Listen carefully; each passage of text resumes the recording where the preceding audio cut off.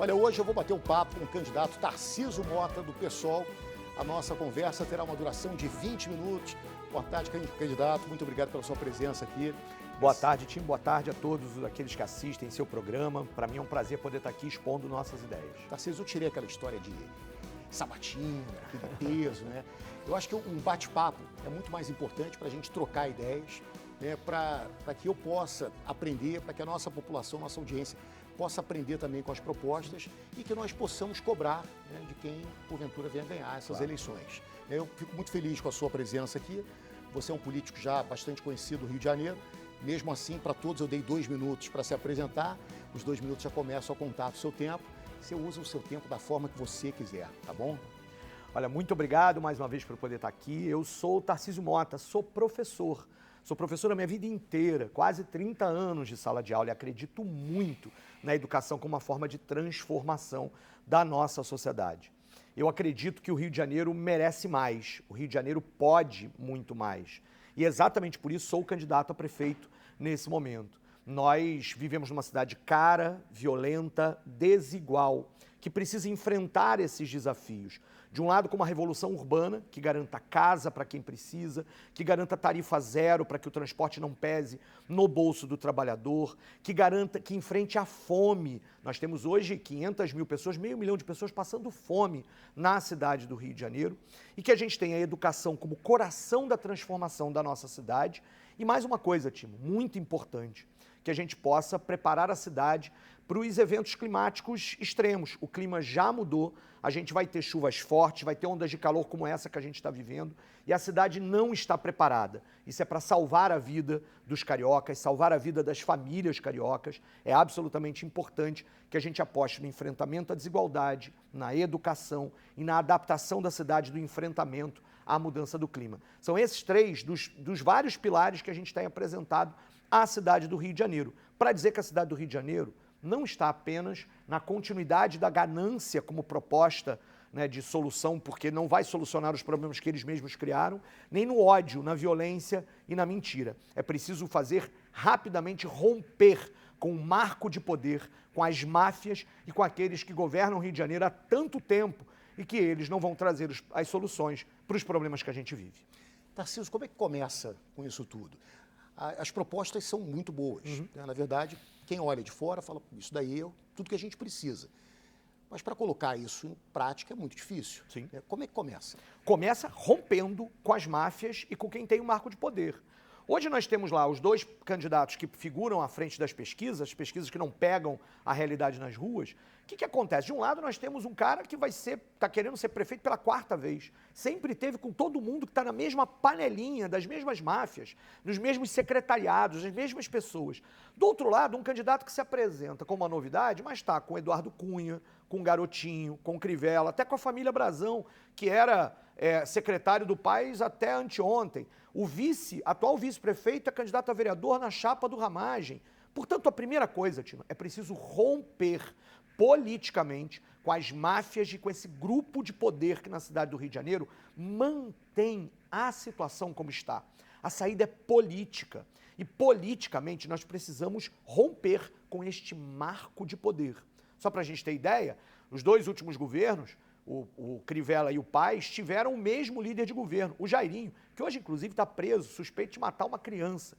Esse é o nível de gente que tem governado o Rio de Janeiro há tanto tempo. Nós do PSOL nunca compactuamos com essa galera, nunca fizemos aliança nem com milícia, nem com qualquer outro grupo armado, nem com qualquer máfia que está. Enfrentamos a máfia dos ônibus, enfrentamos as máfias nessa cidade e por isso mataram uma de nós. Como nós já fiscalizamos a questão da grilagem de terras, decidiram matar uma de nós e assassinaram Marielle Franco. Mas a gente continua aqui, porque tentaram nos provocar o medo, mas nossa convicção de que o Rio pode mais e de que as coisas podem ser melhor, que a vida das pessoas pode ser melhor, parte de um princípio de que é preciso romper politicamente com esses grupos para tirar o poder econômico deles. Porque quando você rompe politicamente, aí você tem condições de enfrentar o poder econômico que eles exercem sobre o habitante da cidade do Rio de Janeiro, sobre o eleitor, e assim a gente consegue melhorar a vida de todo mundo. Agora me explica uma coisa,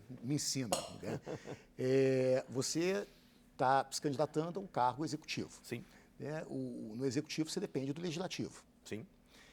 Como é que rompe se o legislativo está tudo contaminado? Hoje você tem vereadores pedindo votos, se o cara é mais chegado ao tráfico, pede votos ao tráfico. Aí se ele ainda tem a subdivisão, Comando Vermelho, TCP, aí tem o lado da milícia.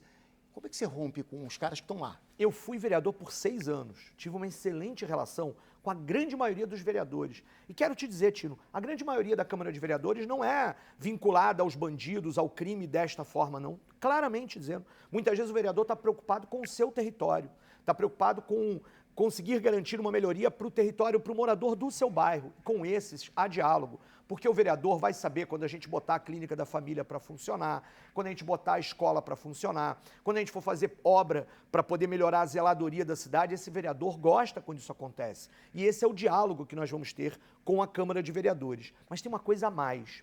O jeito de governar é diferente. Nós queremos governar com o povo. Nós queremos governar claramente com quem está lá. Nós vamos fazer conselhos populares. Nós vamos fazer assembleias, conferências. Nós vamos garantir os conselhos municipais de políticas públicas que já existem e são desprezados pela atual gestão. Isso faz com que a Câmara dos Vereadores saiba que na hora que eu mando um projeto para a Câmara de Vereadores, esse projeto está apoiado por grande parte da população. Nós vamos usar o dinheiro da publicidade da prefeitura, não para fazer promoção do prefeito, promoção pessoal, videozinho do TikTok para dizer que o prefeito é boa gente. Nós vamos usar o dinheiro da publicidade para esclarecer a população sobre qual é o projeto que a gente manda para a Câmara de Vereadores. Assim, a Câmara de Vereadores, num diálogo republicano, vai poder votar naquilo que a população sabe do que está acontecendo. A chave para romper com esse marco de poder é a democracia, é a participação. Democracia não é só votar de 2 em 2 anos, é dar chance para o povo saber do que está acontecendo, para decidir onde vai ser investido o dinheiro do imposto. Orçamento participativo. É algo que a gente vai recuperar na cidade do Rio de Janeiro. E eu, como vereador, que fui durante 6 anos, fui homenageado, inclusive, por unanimidade, pelo conjunto de vereadores que lá estavam. Essa relação com a Câmara será republicana, institucional e na defesa do povo. Se a gente governar olhando para o povo, a gente consegue governar bem. O BRT é um bom projeto? Então, vamos lá. O BRT ele é um alívio imediato para um problema estrutural que vai voltar a aparecer. Portanto, ele é uma falsa solução. Hoje, as pessoas que estão trafegando pelo BRT dizem, agora está mais rápido do que antes. Agora, qual é o nosso problema? Se nós não apostarmos na integração entre o ônibus, o trem e o metrô, e não apostarmos no transporte sobre trilhos, o problema vai voltar logo ali adiante. Quem lembra de 2012, o mesmo prefeito, Eduardo Paes, dizendo lá, olha o BRT. Logo depois o BRT superlotou, faliu, colapsou. Por quê? Porque o transporte sobre rodas é insuficiente para transportar a quantidade de pessoas que a gente precisa transportar no Rio de Janeiro. Então, o que nós precisamos? Primeiro, integrar. É preciso que o prefeito, do alto da sua autoridade, de prefeito da maior cidade da região metropolitana, cobre e ajude e invista para melhorar a qualidade do trem, diminuir o preço da passagem, para garantir a diminuição do preço da passagem do metrô e para integrar, para que a pessoa pague só uma passagem entre um tipo de transporte e outro. E mais, eu vou implantar tarifa zero, Tino. Mais de 100 cidades hoje no Brasil têm tarifa zero. São Paulo já tem tarifa zero no domingo. É uma enorme cidade, uma metrópole com tarifa zero no domingo. Nós vamos começar também pelo domingo, mas nós vamos ir puxando para pegar a semana inteira. É o sexto carioca. Vamos começar com domingo, sábado, sexta e depois durante toda a semana. Isso permite que eu consiga entender o aumento da demanda e com os recursos que hoje já existem, a gente consiga garantir transporte de graça para a população.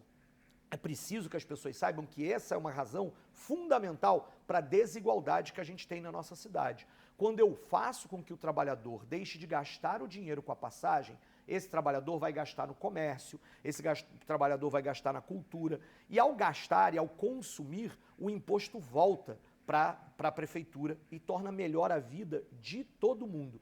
Mas sabe como é que isso pode ser feito, Tino? Só se eu romper com as máfias do transporte. Eu costumo dizer desde 2014 que eu tenho, rabo de cavalo, mas não tenho rabo preso com nenhuma máfia, nem com a máfia dos ônibus. Enfrentei a máfia dos ônibus na CPI dos ônibus na Câmara de Vereadores. E a hora em que a gente tirar o poder político dessa máfia, a gente consegue tomar as medidas necessárias, que são contrários aos interesses econômicos dessas máfias, que botaram todas as prefeituras no bolso. E isso a gente precisa romper, e só nós, do pessoal, temos condições de romper politicamente com esta máfia. Daí, o transporte consegue melhorar. Eu quero muito te ouvir falando de educação. Como é que está a educação do nosso município? Olha, eu assisti aqui a entrevista do atual prefeito. E quero dizer, o tal do JET é uma maquiagem. É típico desse prefeito, que é um bom cenógrafo. Ele faz belos cenários, pinta a escola, bota lá um laboratório e diz que isso é educação integral. E quando a escola funcionava até meio-dia, agora a escola funciona até 2h30. Educação integral. Pô, Tino, desculpa, eu sou professor. Educação integral é muito mais do que isso. O laboratório pode ser algo importante, é preciso ter laboratório de física, de química, de matemática, é preciso integrar as disciplinas. Mas educação integral é educação de qualidade, onde a gente tem todas as disciplinas com força, com condição de você ter servidor valorizado. O atual prefeito é um inimigo do servidor público, um inimigo do servidor da educação e os demais servidores. Ele posa de bom gestor, mas é inimigo daqueles que operam, que fazem a política pública chegar na história. E aí, eu aposto na escola, eu aposto no profissional da educação, eu aposto na relação entre a escola e a comunidade. A gente vai recuperar uma figura que o CIEP, Viva Darcy, Viva Brizola, tinha, que é o articulador cultural, na época eles chamavam de animador cultural, que é alguém que produz cultura na escola e leva até a comunidade, e pega a cultura produzida na comunidade e traz até a escola. Assim eu posso disputar, Tino, cada jovem. Eu vi vários jovens agora, enquanto o mosquito fofoqueiro sobrevoava a cidade, você mostrando o aluno passando e outro jovem.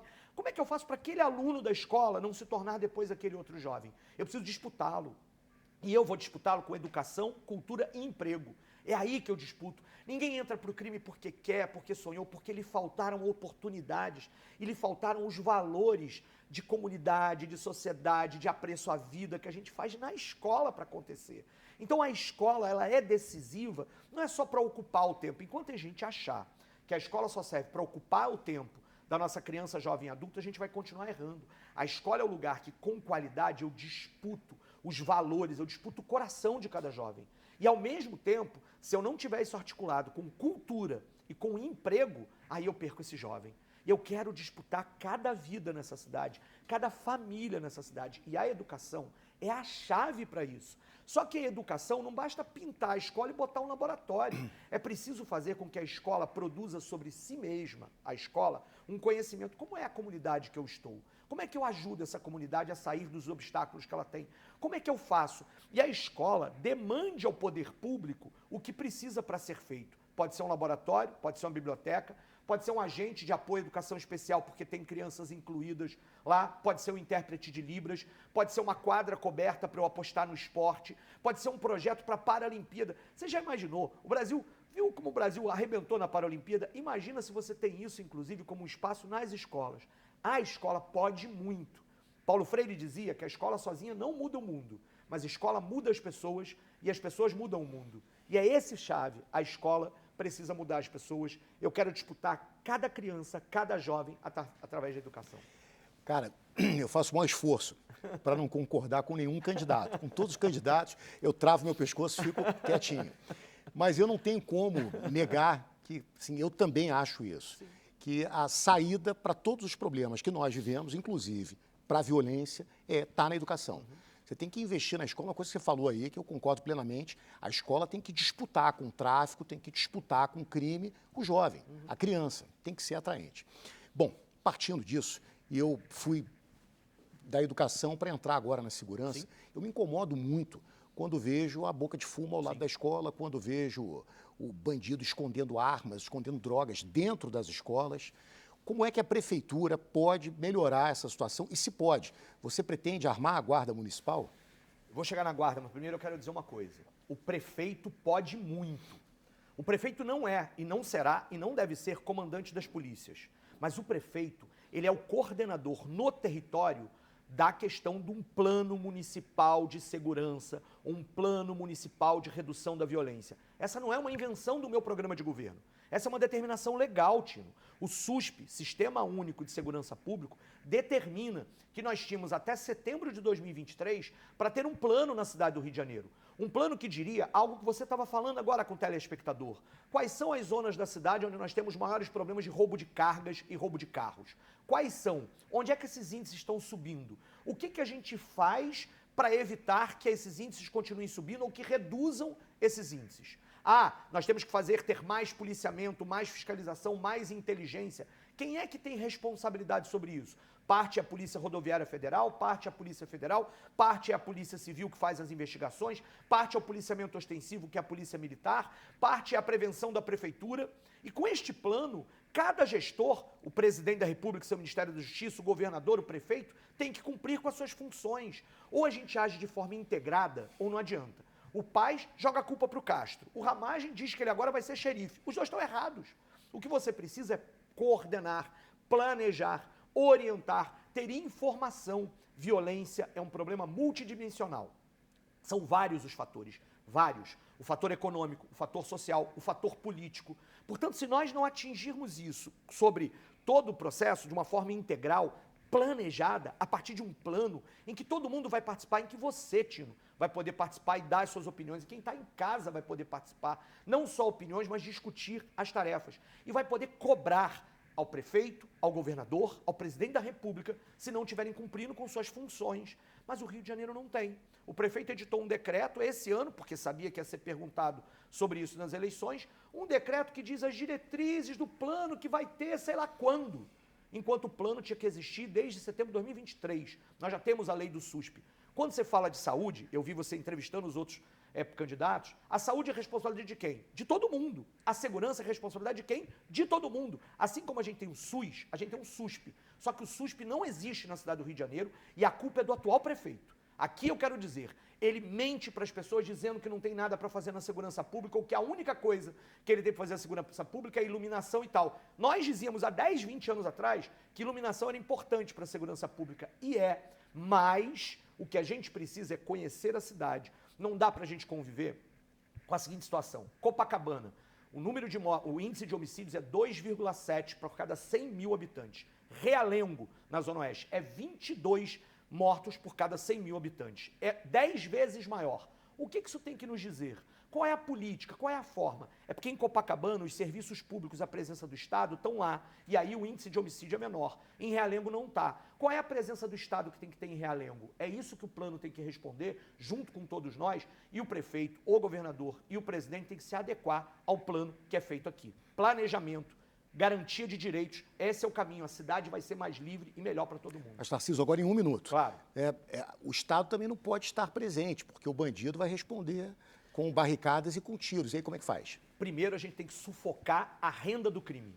Você tem que tirar o dinheiro deles. Qual é o dinheiro que o grupo armado tem para comprar o fuzil? Onde é que ele arruma esse dinheiro? Explorando casa, serviço de moradia, habitação popular, explorando transporte. Você mesmo estava falando aí, serviço de van é um serviço da prefeitura, grilagem de terras, é a fiscalização da prefeitura. A inteligência, Tino, é sempre muito mais eficaz do que a truculência. Hoje em dia, esta política de segurança, ela enxuga gelo enquanto derrama sangue. Eu conversaria contigo isso 2 horas. Claro, eu imagino. Então, mas essa inteligência para perseguir o dinheiro vai bater em gente muito importante. Mas por isso a gente tem que romper politicamente. Por isso a gente é ameaçado, por isso eles não querem que você saiba que a solução é para isso. Quem hoje utiliza o medo da segurança no Rio de Janeiro para ganhar seu voto é porque quer continuar com a segurança desse jeito, para continuar usando o medo como forma de ganhar voto. Este é o problema, Tino. A nossa grande questão é que se você não romper a política, você não resolve a segurança. E hoje, quem continua apostando nessa política de enfrentamento a todo custo é 2 coisas. Ou é negacionista, porque está negando as evidências. Nós estamos há muito tempo no mesmo tipo de política e não resolve. Você me mostrou, os grupos armados continuam crescendo. Então ou ele é negacionista ou é oportunista. Porque ele está querendo ganhar voto em cima do medo que você sente todos os dias. Ou a gente rompe politicamente com essa mesmice que está aí, ou a gente não vai resolver o problema da segurança pública. Tarcísio, 1 minuto e 20 para você se despedir e pedir seu voto. Olha, eu quero agradecer esse espaço, essa possibilidade. Também ficaria horas aqui falando contigo. Mas vai lá nas nossas redes sociais, continua seguindo a gente para entender as nossas propostas. Não deixe que o conformismo ou o medo guiem seu voto nessas eleições. O conformismo de achar que o Rio não pode ser melhor do que não vai levar a gente a continuar uma cidade com fome, cara, violenta e desigual. E o medo, que alguns querem dizer, olha, não pode votar no Tarcísio porque o Ramagem vai chegar no segundo turno. Esse medo não é um bom conselheiro. Vamos votar em quem a gente acredita. Vamos votar na esperança. Vamos votar naquilo que a gente merece para esta cidade. Vamos votar nas melhores propostas. É isso que a democracia espera de você. E além de votar no 50, no dia 6 de outubro, que é um voto carregado de certeza, de convicção e de esperança num futuro melhor, vote nos vereadores e vereadoras do PSOL. A gente precisa de gente que lá na Câmara de Vereadores rompa com esse marco de poder e possa ser uma base pro meu governo necessária para que a gente continue melhorando a vida para todo mundo. Gente é para brilhar, não para morrer de fome. A gente pode tornar a vida muito melhor para todo mundo se nós investirmos nas pessoas e colocarmos a vida acima do lucro, a vida acima do ódio. E esse voto é o voto no 50, Tarcísio Mota, PSOL, o Rio merece mais. Cravou o tempo, ó, 20 minutos certinho. Muito bom. Tarcísio, muito obrigado. É uma honra bater esse papo contigo. Você é um cara de uma inteligência muito privilegiada, um cara muito bom. Obrigado, tá? Obrigado. Olha, com essa entrevista de hoje, encerramos a nossa série de bate-papos aos candidatos à Prefeitura do Rio de Janeiro.